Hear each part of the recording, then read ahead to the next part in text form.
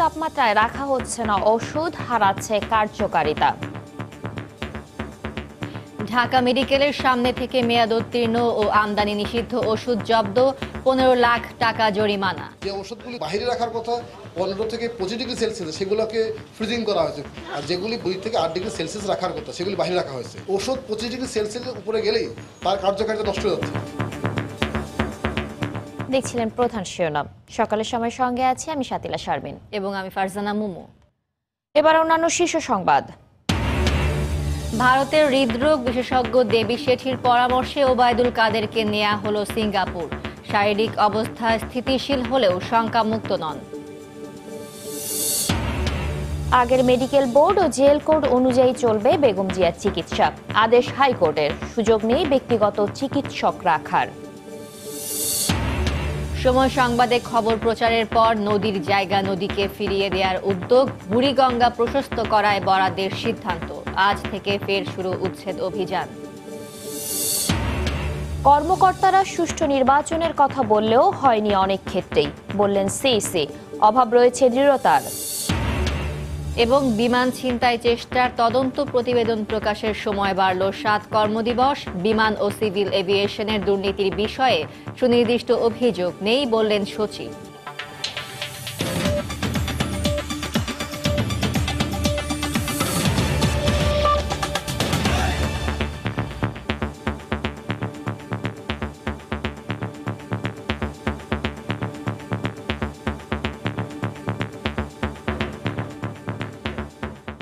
উন্নত চিকিৎসার জন্য সিঙ্গাপুরে নেওয়া হলো আওয়ামী লীগ সাধারণ সম্পাদক ওবায়দুল কাদেরকে। গত রাত 8টার দিকে তাকে বহনকারী এয়ার অ্যাম্বুলেন্স সিঙ্গাপুরে পৌঁছায়। ভারতের বিখ্যাত হৃদরোগ বিশেষজ্ঞ ডক্টর দেবী শেঠির পরামর্শে ওবায়দুল কাদেরকে সিঙ্গাপুর নেওয়া হয় বলে জানান চিকিৎসকরা। সব মহলে দুদিনের উৎকণ্ঠা। বঙ্গবন্ধু শেখ মুজিব মেডিকেলে দেশি বিদেশি চিকিৎসকদের নানা তৎপরতার পর সিঙ্গাপুরের মাউন্ট এলিজাবেথ হাসপাতালে হতে যাচ্ছে আওয়ামী লীগের সাধারণ সম্পাদক ওবায়দুল কাদেরের বাকি চিকিৎসা। সোমবার বিকেলে উন্নত চিকিৎসার জন্য হযরত শাহজালাল আন্তর্জাতিক বিমানবন্দর থেকে ওবায়দুল কাদেরকে বহনকারী এয়ার অ্যাম্বুলেন্সটি রওনা করে সিঙ্গাপুরের উদ্দেশ্যে।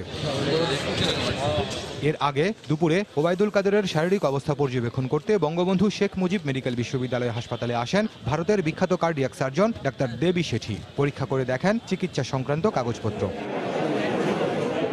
এরপরই সংবাদ সম্মেলনে আসেন ওবায়দুল কাদেরের চিকিৎসায় গঠিত মেডিকেল বোর্ডের সদস্যরা। জানান দেবী শেঠির পরামর্শেই উন্নত চিকিৎসার জন্য ওবায়দুল কাদেরকে সিঙ্গাপুর নেওয়ার সিদ্ধান্ত হয়, যাতে সায় দিয়েছেন প্রধানমন্ত্রী শেখ হাসিনাও। যেহেতু ওনাকে ইনভাইট করা হয়েছে, সেহেতু আমরা এয়ার অ্যাম্বুলেন্স যেটা থেকে মাউন্ট এলিজাবেথ থেকে এসেছিল সেটাকে আমরা রেখে দিয়েছিলাম। তাদেরকে আমরা বলেছি as early as possible you can shift হিম।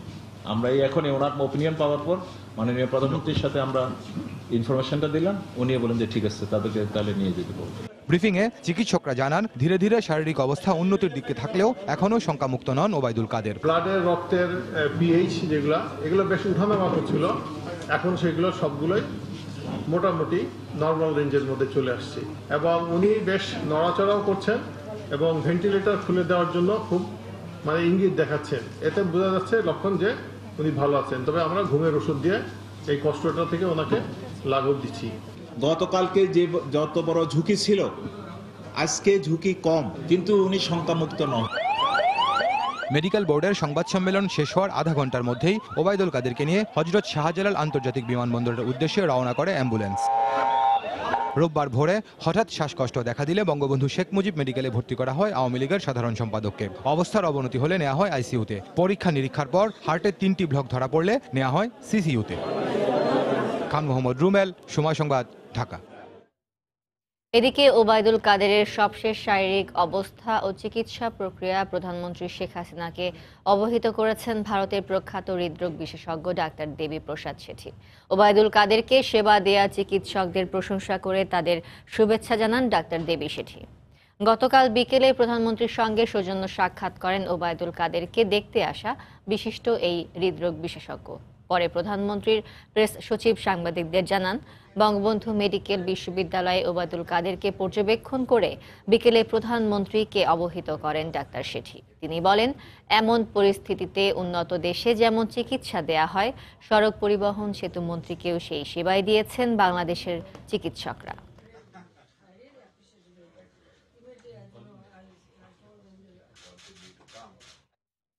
গুরুতর অসুস্থ ওবায়দুল কাদেরের রোগ মুক্তি কামনা করে দেশবাসীর দোয়া চেয়েছে মন্ত্রিসভা।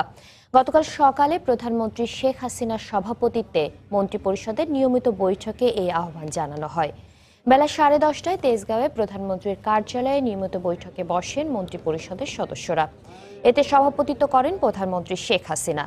বৈঠকের শুরুতেই গেল 20 ফেব্রুয়ারি রাতে চকবাজারের চুরিহাট্টায় আগুনে নিহতদের স্মরণে এবং 21শে পদকপ্রাপ্ত জ্ঞানের ফেরিওয়ালা পলান সরকারের মৃত্যুতে দুটি শোক প্রস্তাব নেওয়া হয়। এছাড়া আজকের বৈঠক থেকে বাংলাদেশ ক্রীড়া শিক্ষা প্রতিষ্ঠান আইন 2019-এর খসড়ায় নীতিগত অনুমোদন দেয় মন্ত্রিসভা। পাশাপাশি জার্মানি ও সংযুক্ত আরব আমিরাতে প্রধানমন্ত্রীর সফর সম্পর্কে মন্ত্রিসভাকে অবহিত করা হয়। পরে সচিবালয়ে বৈঠকের বিস্তারিত তুলে ধরেন মন্ত্রিপরিষদ সচিব মোহাম্মদ শফিউল আলম। হাইকোর্টের নির্দেশে গঠিত মেডিকেল বোর্ড এবং জেল কোড অনুযায়ী বেগম জিয়াকে চিকিৎসা দিতে কারা কর্তৃপক্ষকে নির্দেশ দিয়েছেন আদালত। ব্যক্তিগত ডাক্তার দিয়ে চিকিৎসা চেয়ে তার আইনজীবীর আবেদনের পরিপ্রেক্ষিতে গতকাল এই আদেশ দেন বিশেষ জজ আদালত 9। মাসখানেক ধরে শারীরিক অবস্থার অবনতি হচ্ছে বলে দাবি করে আসছিলেন কারাবন্দী বেগম খালেদা জিয়া। রোববারও রাষ্ট্রপক্ষের আইনজীবীকে বেগম জিয়া জানান তার শারীরিক অসুস্থতা বেড়েছে।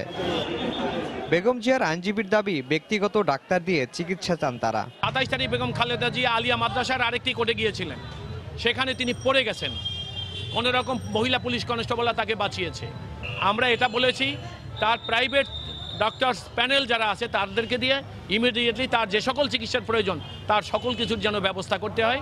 তবে সোমবার এক আদেশে আদালত বলেন ব্যক্তিগত ডাক্তার দিয়ে চিকিৎসা দেওয়ার কোনো সুযোগ নেই। উচ্চ আদালতের নির্দেশনা এবং জেল কোড অনুযায়ী বেগম জিয়ার চিকিৎসা দিতে কারা কর্তৃপক্ষকে নির্দেশ দেন আদালত। মেডিকেল বোর্ড বেগম খালেদা জিয়াকে পরীক্ষা করেছেন, তারা একটা মতামত দিয়েছেন এবং জেল কোডের বিধান অনুসারে এবং মাননীয় উচ্চতর আদালতের যে নির্দেশ আছে সেই অনুসারে বঙ্গবন্ধু মেডিকেল বিশ্ববিদ্যালয়ে তারা চিকিৎসা চেয়েছেন। আমরা বলেছি জেল কোডের বিধান অনুসারে যতটুকু চিকিৎসা দেওয়া যায় আমাদের কোনো আপত্তি নেই। জিয়া অরফানেজ ট্রাস্ট দুর্নীতি মামলায় গত বছরের 8 ফেব্রুয়ারি কারাগারে নেওয়া হয় বেগম জিয়াকে। কারাগারে অসুস্থ হয়ে পড়লে বিএসএমইউতে 2 দফা চিকিৎসা নেন তিনি। তার চিকিৎসার জন্য একটি মেডিকেল বোর্ডও গঠন করে দিয়েছেন উচ্চ আদালত। আফজাল হোসেন, সময় সংবাদ, ঢাকা। জীবন রক্ষাকারী ওষুধ রক্ষায় মানা হচ্ছে না সঠিক নিয়ম। তাপমাত্রা নিয়ন্ত্রণ না করায় কার্যকারিতা হারাচ্ছে ওষুধ ও সার্জারির প্রয়োজনীয় উপকরণ। গতকাল ঢাকা মেডিকেল কলেজ হাসপাতালের সামনে অভিযান চালিয়ে র্যাবের ভ্রাম্যমাণ আদালত এরকম অনেক ওষুধ জব্দ করে। ছিল মেয়াদোত্তীর্ণ ও বিদেশ থেকে আমদানি করা নিষিদ্ধ ওষুধও। অভিযানে 7টি ফার্মেসিকে 15 লাখ টাকা জরিমানা করা হয়েছে। যে ওষুধ জীবন রক্ষা করতে পারে সেই একই ওষুধ নকল, মেয়াদোত্তীর্ণ কিংবা নির্দিষ্ট তাপমাত্রায় সংরক্ষণ না করলে কার্যকারিতা হারিয়ে জীবনহানিও ঘটাতে পারে।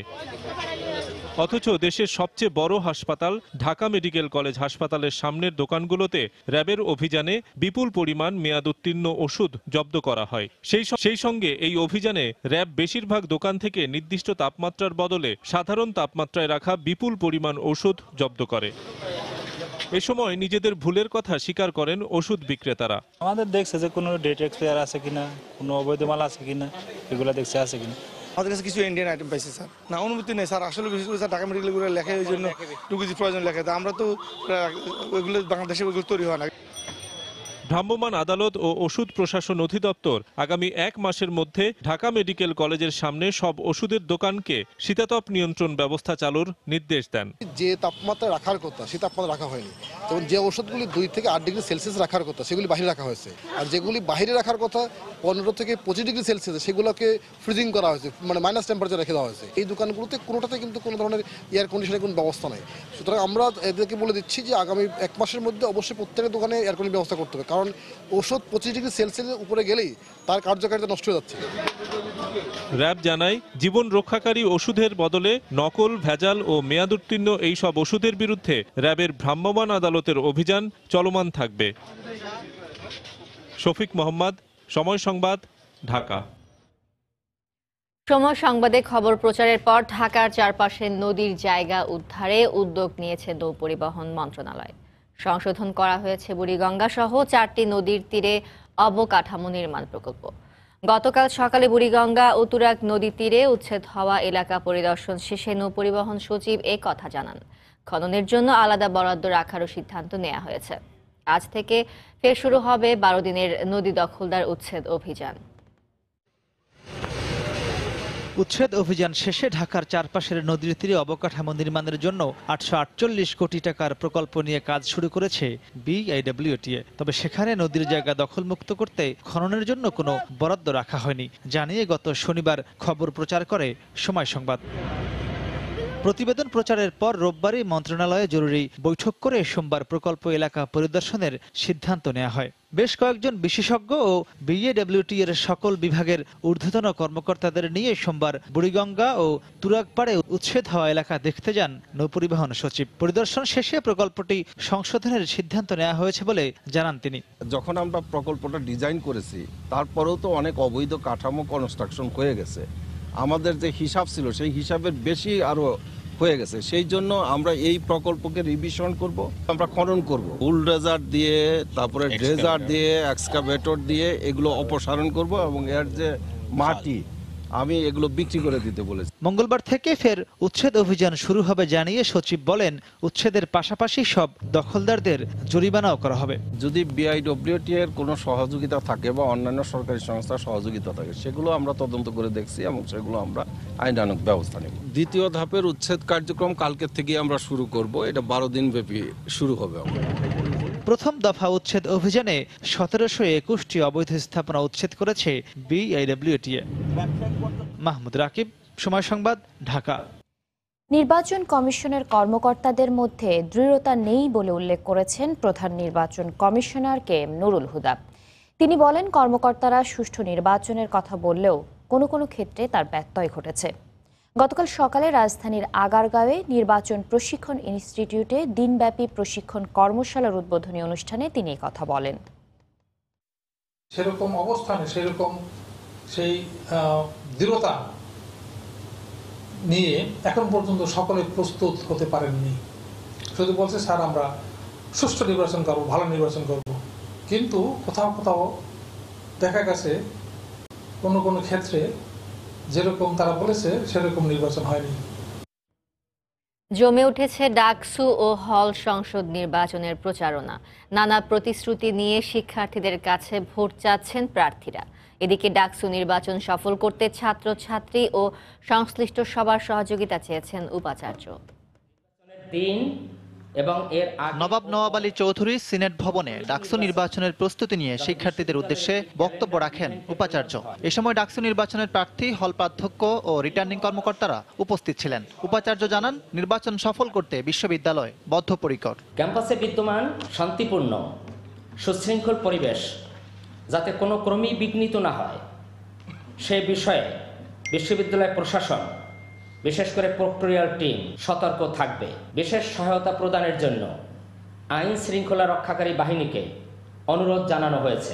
উপাচার্যের বক্তব্যে হতাশ সরকার বিরোধী সংগঠনগুলো। সুষ্ঠু নির্বাচন অনুষ্ঠানে বিশ্ববিদ্যালয় প্রশাসনের আন্তরিকতার অভাব দেখছেন তারা। সাংবাদিক প্রার্থী কারো বক্তব্য গ্রহণ না করেই তিনি উঠে গেলেন এবং এইটাই প্রকাশ করে যে তারা কোনো কথা শুনতে চান না।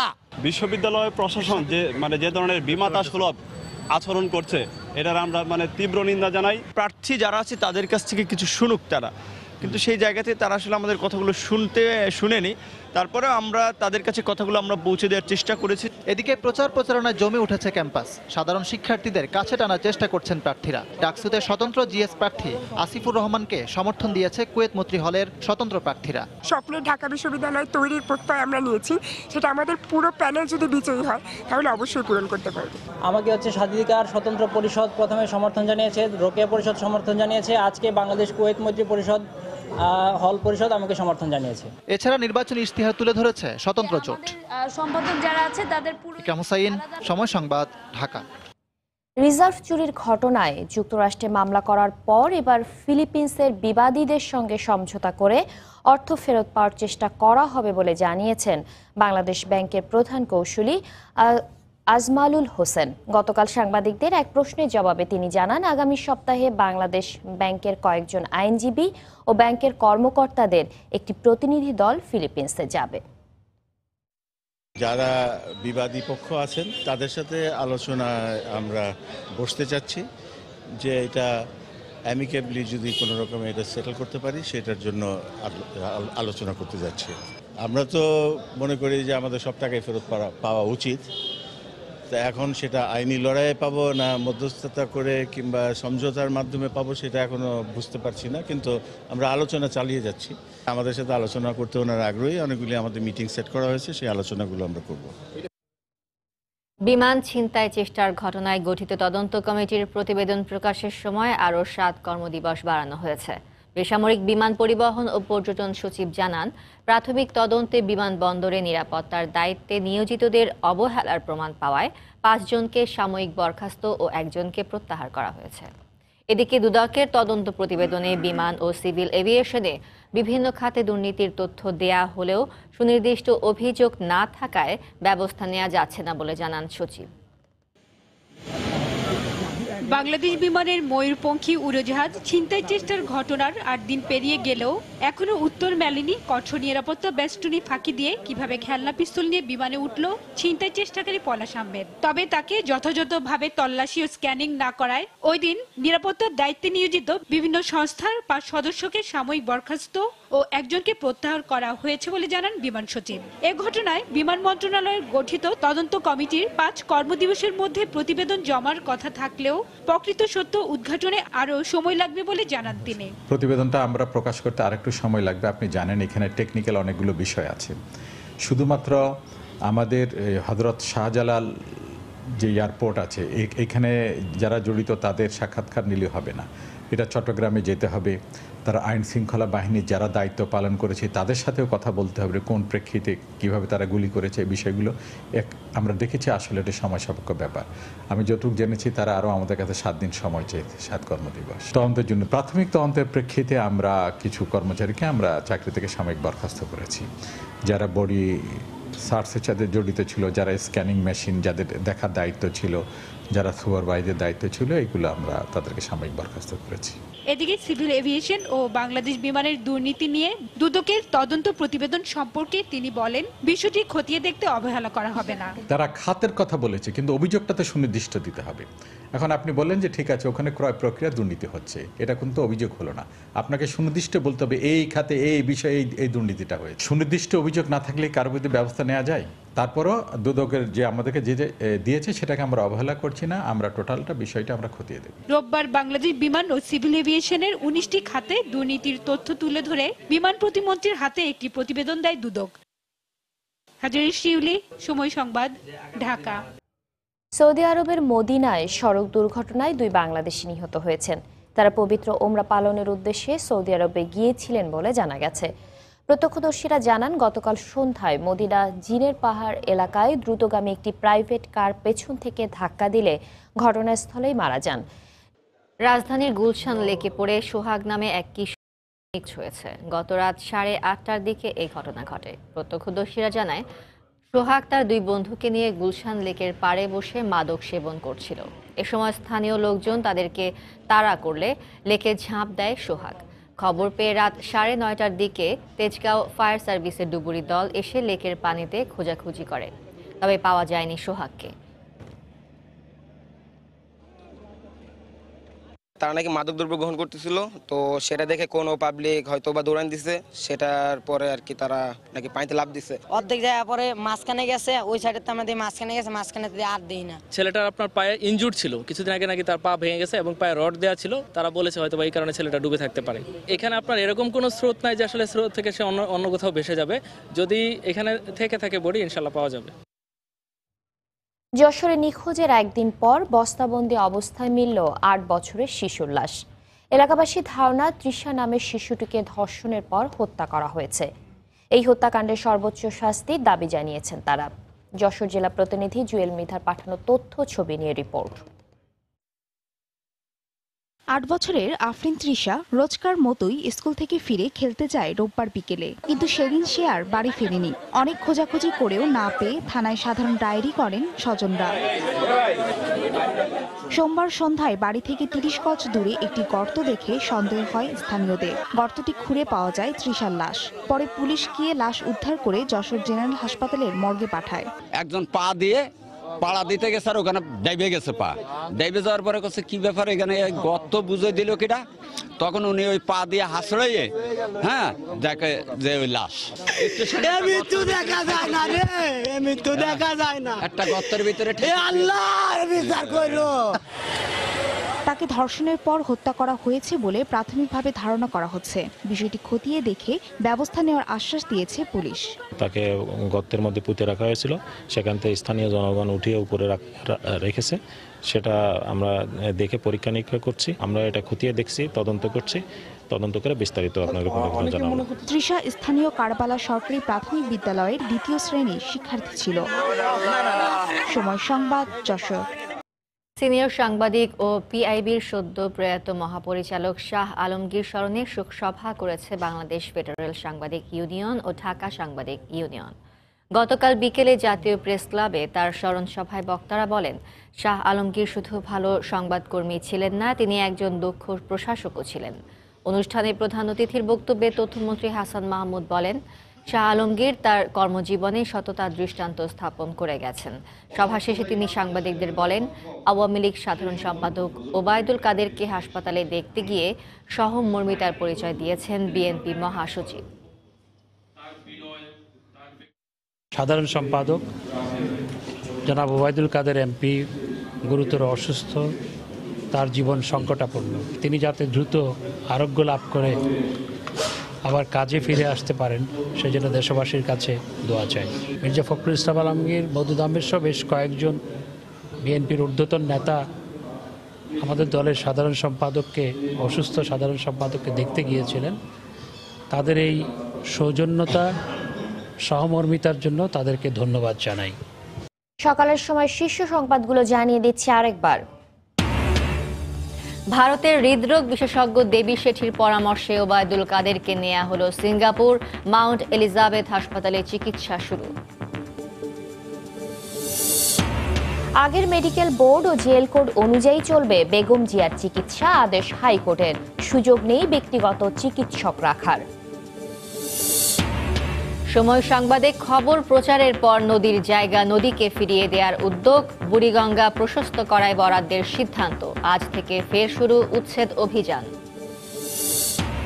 বিমান ছিনতাই চেষ্টা তদন্ত প্রতিবেদন প্রকাশের সময় বাড়ল 7 কর্মদিবস। বিমান ও সিভিল এভিয়েশনের দুর্নীতির বিষয়ে সুনির্দিষ্ট অভিযোগ নেই বললেন সচিব। এবং নির্দিষ্ট তাপমাত্রায় রাখা হচ্ছে না ওষুধ, হারাচ্ছে কার্যকারিতা। রাজধানী থেকে মেয়াদ উত্তীর্ণ ও আমদানি নিষিদ্ধ ওষুধ জব্দ, 15 লাখ টাকা জরিমানা। এই ছিল সকালের সময়। আপনার মোবাইলের সময় সংবাদ দেখতে ও সকল খবর পেতে ডাউনলোড করুন সময় অ্যাপ। সঙ্গে থাকুন সময়ের।